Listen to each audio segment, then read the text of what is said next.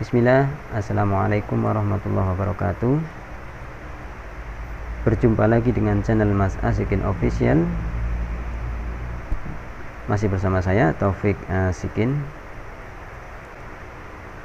Pada video kali ini saya akan membagikan sedikit pengetahuan saya mengenai ilmu ruqyah.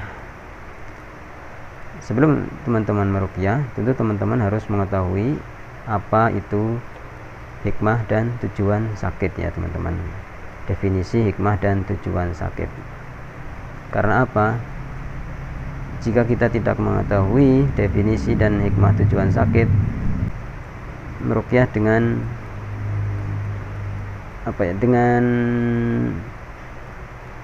lelah seperti itu. Dengan lelah bagaimana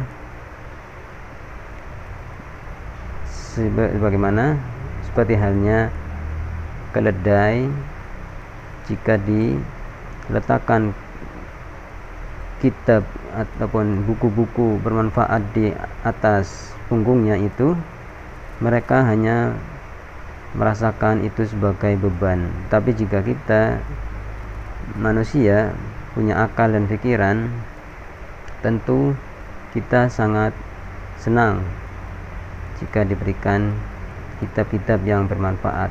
Karena apa? Karena akan menambah ilmu kita, akan mengupgrade ilmu pengetahuan kita. Seperti itu kira-kira ya teman-teman.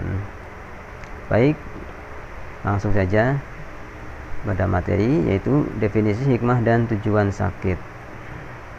Yang pertama, teman-teman harus mengetahui dulu apa itu sakit, apa itu definisi sakit ya teman-teman. Sakit adalah lemahnya daya indera baik jasmani ataupun rohani kita, seperti itu teman-teman. Saya ulangi, sakit adalah lemahnya daya indera baik jasmani ataupun rohani kita. Saya kasih contoh ya.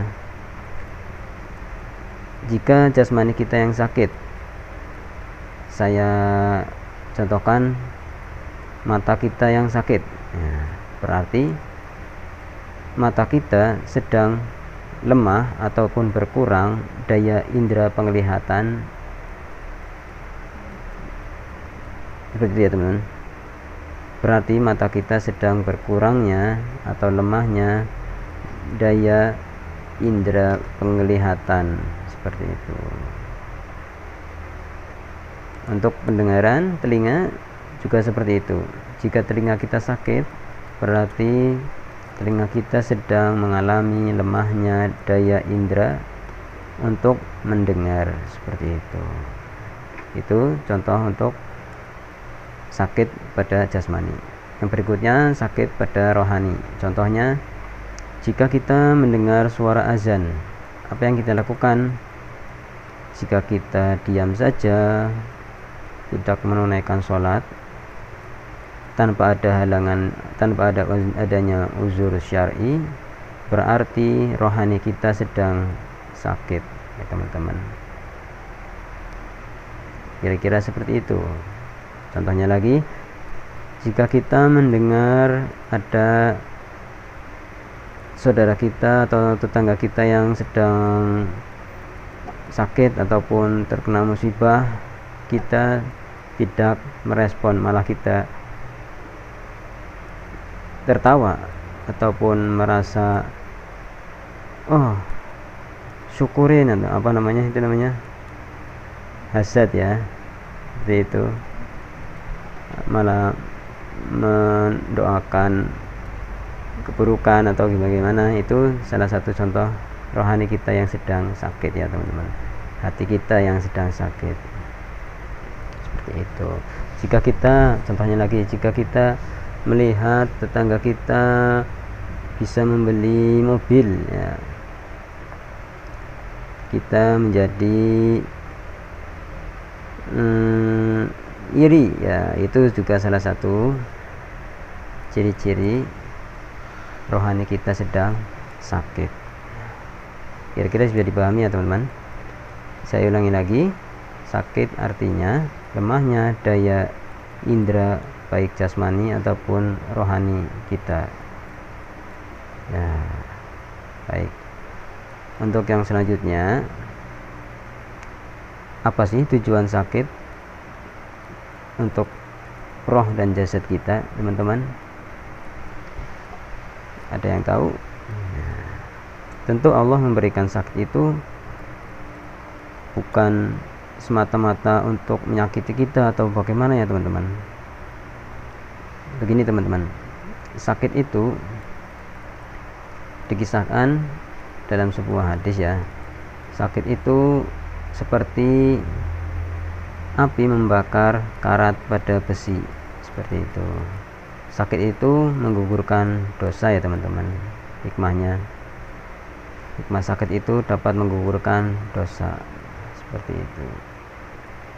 Terus juga apalagi hikmahnya sakit dan tujuannya sakit?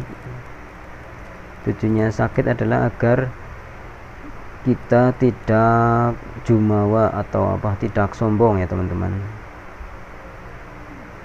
Apakah ada orang yang sedang sakit itu terus sombong? Jika ada, berarti orang tersebut sakitnya parah sekali ya teman-teman.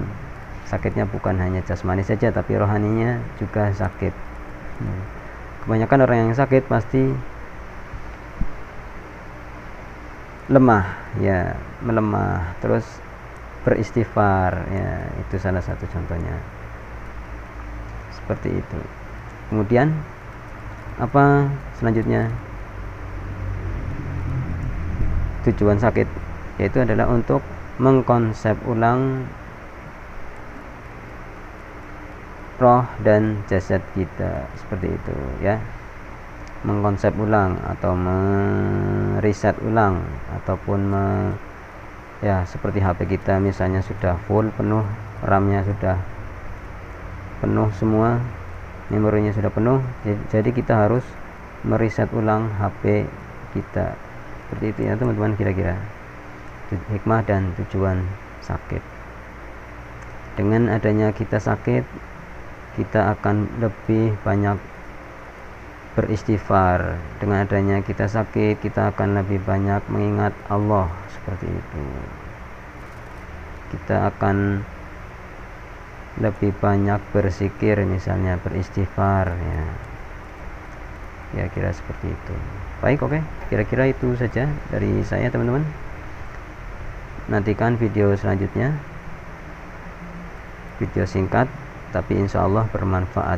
Jangan lupa bagikan video ini ke teman-teman yang lain agar teman-teman bisa mendapatkan pahala jariah untuk nanti di akhirat, dan teman-teman bisa menjadi manusia-manusia yang bermanfaat bagi orang lain. Sebagaimana sebaik-baik kalian adalah yang bermanfaat bagi orang lain. Sebaik-baik manusia adalah yang bermanfaat bagi manusia yang lain, begitu kata Rasulullah. Baik, itu saja dari saya. Kita tutup dengan membaca doa kafaratul majlis. Subhanaka Allahumma wa bihamdika asyhadu an la ilaha illa anta astaghfiruka wa atubu ilaik. Wassalamualaikum warahmatullahi wabarakatuh.